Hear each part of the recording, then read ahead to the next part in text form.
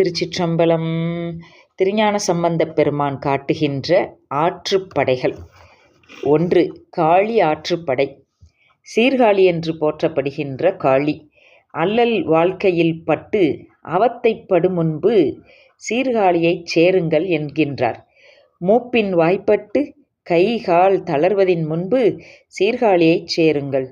பிறன் வாயிலில் காத்திருந்து அவன் நாளை உச்சிக்கு வா என்று சொல்லி அனுப்பும் முன்பாக சீர்காழியைச் சார்ந்து அங்கு எழுந்தருளியிருக்கக்கூடிய பெருமானை வணங்குங்கள் என்று சொல்லுகின்றார். எனவே இது காளி ஆற்றுப்படை என்று ஆயிற்று.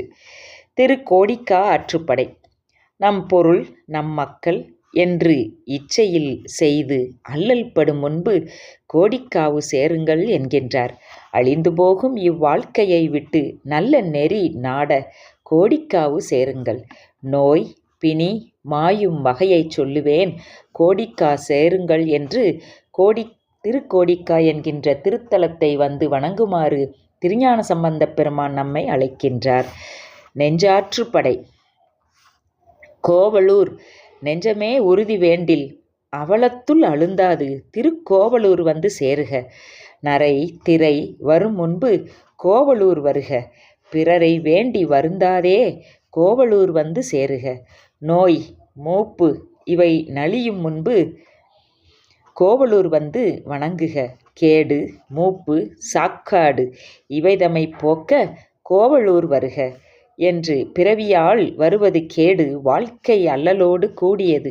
என் செய்யலாம் என நெஞ்சமே அஞ்சாதே, நீ ஆரூர் தொழுதால் உய்யலாம். எனவே இந்த கோவலூரும் ஆரூரையும் நெஞ்சாற்றுப்படையாக திருஞான சம்பந்தப் பெருமான் நமக்கு காட்டுகின்றார். கடந்தை ஆற்றுப்படை. சலிப்பு பிணி மூப்பு பிறவி சாக்காடு இவை கொண்ட வாழ்க்கை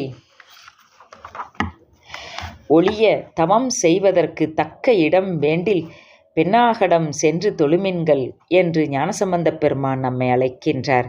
எனவே ஞானசம்பந்தப் பெருமான் இந்த தலங்களில் நெஞ்சுக்கு உறுதியாக ஆற்றுப்படையாக நமக்கு காட்டி அமைகின்றார். திருச்சிற்றம்பலம்.